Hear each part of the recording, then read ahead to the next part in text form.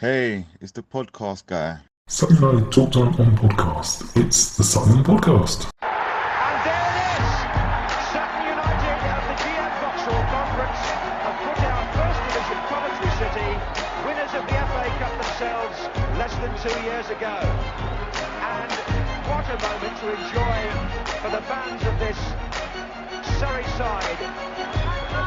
They've had their moments before, but never one like this. But the whistle goes down. Delight for Sutton United. Sutton United from the National League are through to the last 16 of the FA Cup. No longer English football's perennial non-league club. A 123-year crescendo reaches a new peak for Sutton United, who are promoted to the Football League for the first time. Hello and welcome to another episode of Sutton United Talk Time on podcast. It's the Sutton Podcast in association with Lucky Star Gin. I'm your host Mike, and with me today we have George flying solo. In this episode, we're going to discuss the 1-1 draw and look forward to a quarterfinal week where we have two quarterfinals in a week. Two of them. That's exciting news. We love hearing from you. Join the conversation. All the likes and shares. Stay connected. Chat to other Sutton fans. Let us know your thoughts on the episode. Give me the thumbs up. You know I love that. Onto all social medias at Sutton Podcast. Your likes, shares, and comments really do mean a lot to me. And thank you to everyone who does it on a regular basis. George, you found out exactly 45 seconds ago you were flying solo today. How have you been? Yeah, I've been good. I'm on half term, so it's all been good. Excellent. It's only a week, so you're back on Monday. Yeah, so I'm back tomorrow. But exactly, yeah. Right, so we did the knowing me, knowing you question. I sent it earlier, and it's just going to come in right now. 1 second.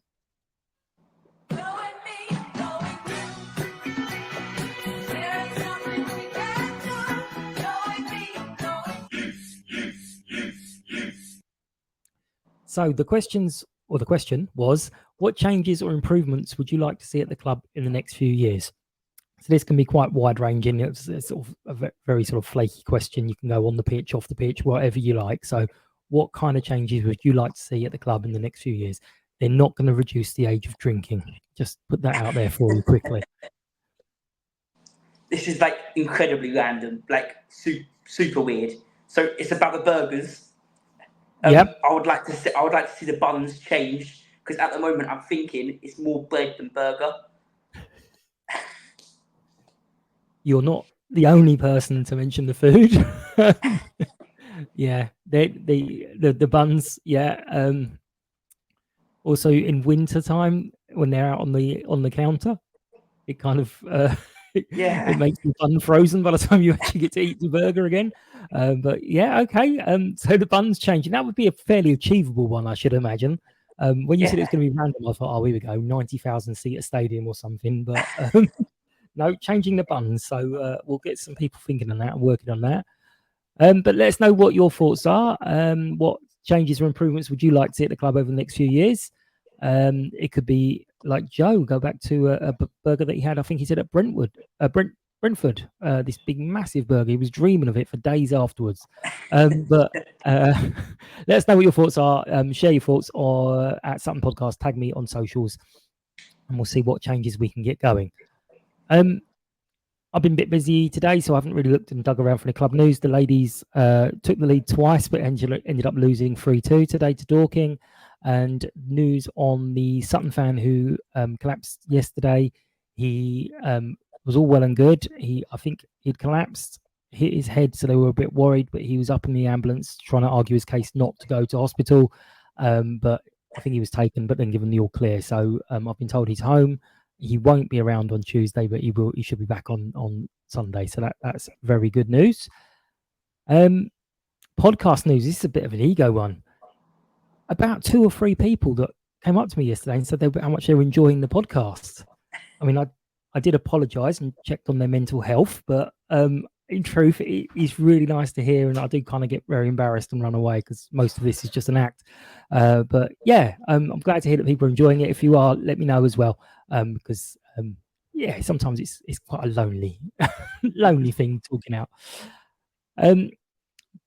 But very quickly, on to the game. So, what were your thoughts ahead of the match? What were your thoughts on the lineup? And what was your expectation of how the match was going to go? Well, after, because I went to Braintree away in October, maybe, I didn't think they were all that. I didn't think they were that special. So I was expecting us to win it. It's not like me. I'm not very optimistic. And then when I saw the lineup, I was really happy because I love Nader, Coley, and Davies starting up front together. Mm-hmm. Yeah. Yeah, so you had full expectation of a win. I think I was hoping for a big, nice goal fest at 3-2.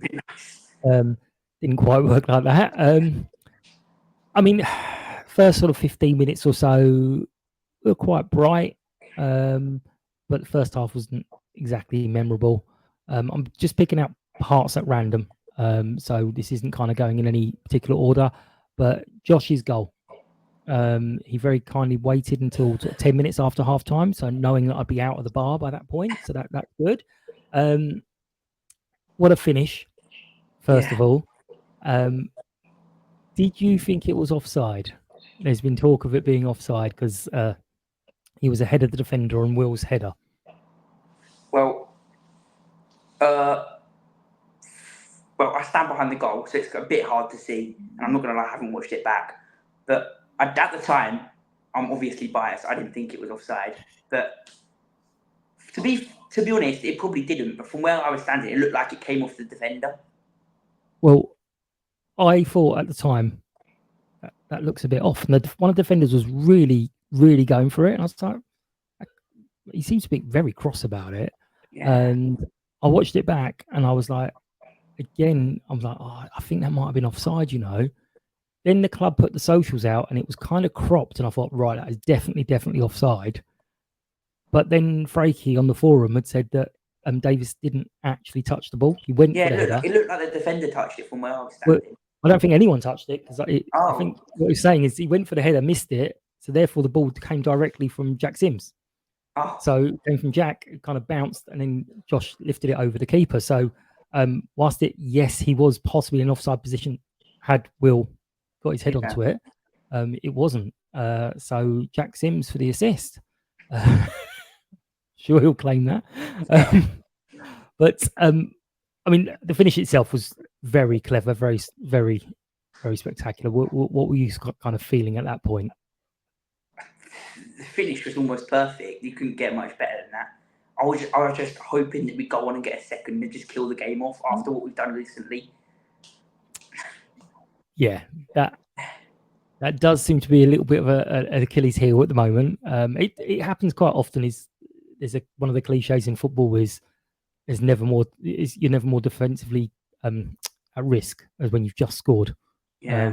So it was almost very short-lived anyway, and they then got a goal. I know. Well, for you, what was their goal like? I can't remember who. Someone lost the ball when we were attacking.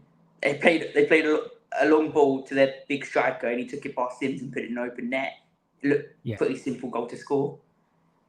Well, I've seen some criticism of Jack, where what was he doing so far out of goal? He's that far out of goal all the time. I know. And I mean, 99 times out of 100, he's there to sweep it up and do the rest of it. And this time it didn't work out. But I mean, frustrating at that point for a sort of defensive error. And then they kind of got on top for a little while. Were you worried at that point? Yeah, to be honest, at that point, I thought we were going to go on and lose the game. Yeah. But because they up until after they scored to 80-ish minutes, they were I think they were the better side on top more. And when they were putting balls in the box, and there's so many big players, and we're not that good aerially, I thought they were one of them was just going to find a way in. Yeah, I mean, there was a couple of bits. I mean, midfield there was some good battles going on, and I mean, Finley got man of the match on his return. Finley's amazing. Yeah. Good pressing, lots of running. Apparently, I mean, you were at the talk the other night, weren't you? He's one of the players that keeps saying what do I need to do? How can I improve? How can I improve? Which is great to see from a younger player. But I mean, there were early opportunities. But do you feel, on reflection, although we wanted to win the game, do you feel on reflection the draw was probably about right, or do you feel we still should have won it? Like, as in, like, when the game, like, during the game, I think a draw was a fair result. Mm-hmm. But before the game, I would have expected us to win that game. Yeah, absolutely. There's no easy games. You kind of sit and go, oh, yeah, we should have this. I mean, towards the end, there was a red card. Did you see the incident? Because I didn't really see it. I've watched it back. I didn't really see it. I didn't even see him pull the card out. I just saw there was like a bit of like a little bit of a fight, and then my mate who was standing down the other end told me that he elbowed him in the face. I haven't watched it back. I don't know if it actually happened, but if he done that, that is a red card, I guess. Yeah, no, I think what happened from watching it back, and obviously it's at a distance, you can't really see it. I think there was a bit of pulling, and he'd kind of beaten the man. Then the guy pulled him down, and as he's gone down, he's kind of flicked his arms out. I'm not going to suggest for a second he deliberately went to hit him in the face. I'm not saying he didn't, but I'm not saying he went to deliberately hit. But it was one of those where he's sort of lashed out on the floor in anger, and the guy's face was there. Or at least he was holding his face. Again, you can't quite make it out. But yeah, it's actually our first red card. I know. I didn't check back, but I think it might be the first red we've had under Steve as well. I don't know. Yeah, it probably is. Which is funny because this season we've got the second most amount of yellow cards in the league. Yeah. Yeah. But, yeah, we seem to get yellow cards fairly early and quickly, but the players have got, for a lot of comments and people say they don't have discipline, when they get a yellow card, they tend to be very, very disciplined. But what do you think we needed more yesterday that we could have done that we weren't doing? Well, after we scored, I think we needed an experienced head, like just Woodyard to come on, just someone to calm the game down. Right, yeah, fair. To hold a lead. Yeah, I mean, at the point we scored, I would have said, right, we're going to get 2 or 3 here because we came out in the second half like a house on fire. We were amazing. Yeah. I just think that if we had done that, there would have been a lot of criticism of why have we gone so defensive. It's only 1-0. Yeah. I pay to watch football, so I'm not going to pretend I know enough about it. But yeah, I mean, it's just difficult because obviously you heard the thing off the gate said that a lot of players were still ill. Yeah. And that's going to affect the recovery. So we don't know how much training people have had, and also that's two long trips in a week. We've had just over 1,000 miles, I think someone said. Yeah. In a week, so that's going to obviously have an effect on legs. I mean, it wasn't overly noticeable. I'm not saying that you could tell they were leggy, but it's just going to have that little bit of effect. But what about Jack Taylor? I think Jack Taylor's been one of, if not our best player since he's returned. He was so good yesterday. Yeah, and especially as he was one of the ones that missed out. Yeah, midweek. He's amazing. Yeah. There was a moment, I think, was it in the first half where he just shepherded someone out? Just pure strength. That was right in front of me. He just outpaced him, got in front of the ball. Yeah, just like really, really good boy. Yeah. So, where do you think this is going to leave us? I mean, playoffs aren't gone. Probably gone, but they're not gone. We've got something like, I think we've got 13 games left, which is 39 points. Yeah, it's 39 points. So, yeah. Not possible doesn't. Oh, yeah, not probable doesn't mean not possible. But do you think we've probably missed the playoffs now? And is it top 10 should be our aim? Or I think if I'm honest, I think we've missed the playoffs. I think we should aim for like top half and the FA Trophy. If I'm honest. Yeah, I mean, getting to Wembley let's jump ahead and be really, really positive and winning in his first full season. So yes, he came in halfway through last season, but his first full season, would that meet the criteria to put Steve on one of the top managers in Sutton's history? Because Matt got promoted after 2 seasons, and he's in the Hall of Fame, and we've never ever won at Wembley. Would you? Obviously, I'm not going to put a jinx on it, but if would you? Yeah, would you? There's a Rate lot of that? ifs. Yeah, an awful lot of ifs. I think it's too early. Too early. All right, fair dues. Fair dues. Yeah, I think we need to aim top 10. Yes, I'm always going to be optimistic and say there's an outside chance at those playoffs. Yeah. There's an outside chance we could do it. But yeah, top 10. Obviously, I'm getting on the bandwagon for the National League Cup because we're in the quarterfinals now. But that may end very soon. But would you? How do you feel about that competition? Because obviously a lot of the older guys I speak to were all like, "Nah, I'm not that bothered about it." But how do you feel about it? You're not talking to all youth. You're for all youth. You're talking for yourself. I don't know. I go to the games because I just like watching football. I'm not going to boycott them, but I don't like it, to be honest.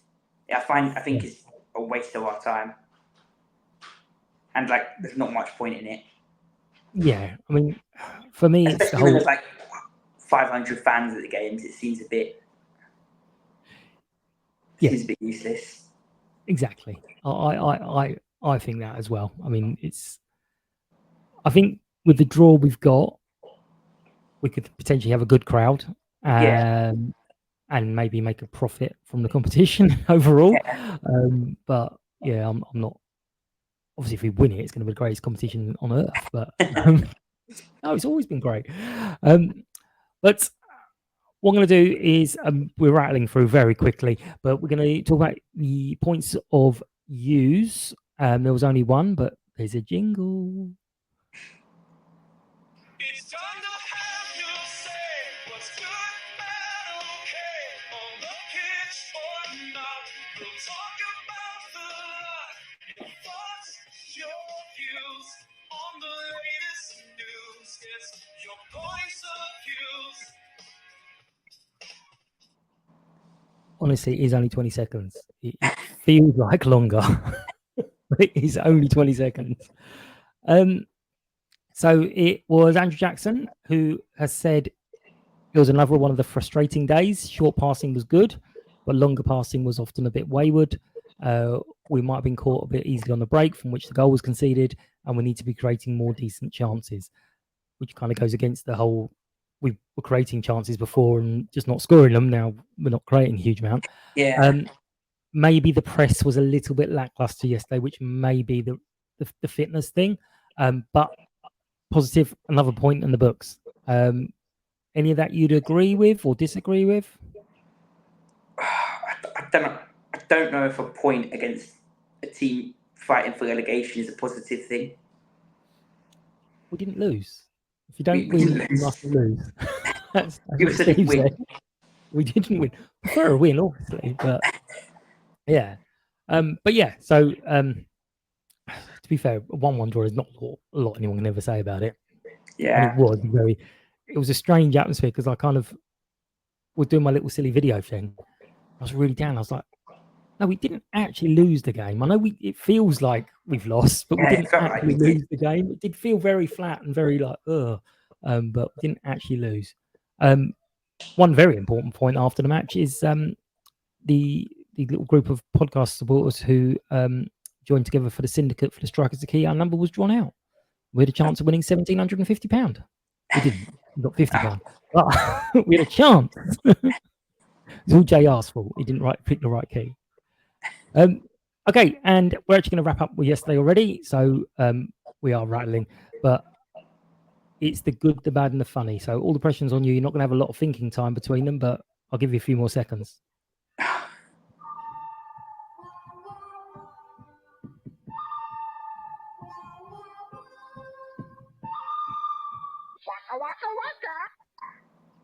I forgot I changed into that. What was good about the day? Doesn't have to be on the pitch. Could be any of it. You weren't in hospitality, so you didn't see my interview, so you can't count that. The good. I mean, I had an English breakfast before that. That was nice. Ooh, where was that? It was at a golf club near my house. Ooh, very nice. Yeah, it was Very nice. Is that every week or is that No, a special? just felt like it. Okay. If we don't win when you do it, though, you might not be able to do that anymore. You know, I'm very, very superstitious. Well, we've never won when I've been on the podcast. Right. Okay. That's a good note to make a note of for next time. That's the anti-Alex. Alex has always won when he's been on the podcast this season. So maybe get you and him on together. That'll be a draw. What was bad about yesterday? Probably their goal. That wasn't amazing. Yeah. And I know there's the efforts from behind the goal and there's lots of chance, lots of good stuff, but it was a bit flat yesterday all around. There was some good banter between their young'uns and our young'uns, but just in general, the whole thing was a bit. There wasn't really much to cheer about in that game, to be honest. Yeah, and that's the question that goes round and round. Is it for the fans to create the atmosphere for the players to play up to, or the players to create something for the fans to create the atmosphere? So it's a bit of both, really. And then again, it's not just the ones behind the goal doing it; it's everyone. Yeah. Myself mostly. And what was funny about the day? Probably when they're like 10 fans turned up 10 minutes late and started giving it. Yeah, that was the bit where the banter started. Yeah. It was like, why are they here? And all of a sudden it's like, where's that started for? And there was a cheer. I can't remember. They started cheering them at some stage. It was random. Everyone was looking at the pitch and suddenly you lot all started cheering, hooray! And I was like, oh, what's happened? And I realised it had obviously been something that had happened over the other side. I don't know, one of them taken out or something. I don't know. I don't remember. Fair enough. Maybe I just imagined it. But we've got 2 matches coming up. I'm hoping to do one after the Man United game. I've got someone sort of maybe interested in doing it, so we might have one after the Man United game. But what are your feelings on that? I mean, they've played 4 in this against opposition who are all higher than us, and they've beaten them all. So I think they're probably quite confident in this competition. But what are your thoughts on it? I mean, I suspect it's going to become a bit more serious now. We got to the knockout stage where the players who play senior football will take it a bit more seriously. But what do you think? I think, well, obviously it would be nice to win it and for some confidence and that, but I wouldn't be too fussed if they beat us. I think it would almost be better to focus on the league and the FA Trophy. Yeah, definitely the FA Trophy is. Yeah. If you could offer it to me now, I'd be like, yeah, absolutely, we'll take that. Yeah. But do you have a prediction? Do you have thoughts what's going to happen, or are you just genuinely not even considered it? For the Manchester United game? Mm-hmm. I think they're going to be strong, obviously, because they're Manchester United. And they're going to have good quality in the ball, otherwise they just wouldn't be there. I don't know. I think it really depends what sort of side we put out. Yeah. Because I don't know if we're going to want to take it more seriously now than we have been, or yeah, I'm not sure. I hope we will. I mean, there is the thing. Steve didn't sound overly happy in his post-match, so you might feel he's going to put some side out that might need to play and prove themselves a bit more. I mean, one thing we do know, Des can play in that game, but he can't play. Yeah, I think he'll play. But then the question is, you've got to play a certain number of players in that game who will play the following game. So, isn't it? They've got to play the following game or the game before. Yeah, but I'm not sure if it's the league game either. The FA Trophy might not count. I don't know. It's just they've made the rules up as they've kind of gone along, and no one really knows what it is. And then it is the big one against Spennymoor. Now, I don't think you guys were. I'm not sure how long you've all been supporting. I mean, how many years have you been following Sutton?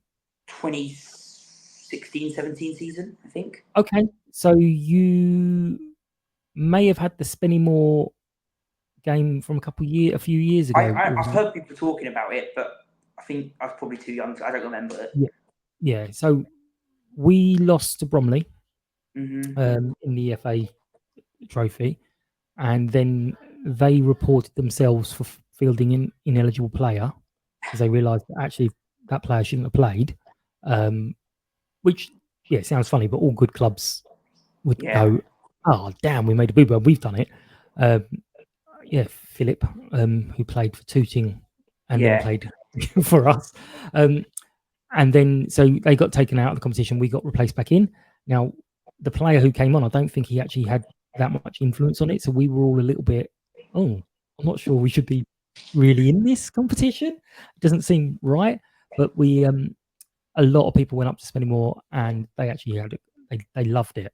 They thought we were great. There was a great time between us and them. So there was a bit of friendship. In fact, one of their fans who lives in London comes to Sutton quite frequently because he became a Sutton fan off the back of that game. But they've been doing all right. They've not been doing terribly. How do you feel? I mean, they're a division below us. I saw they just beat Kidderminster on Saturday.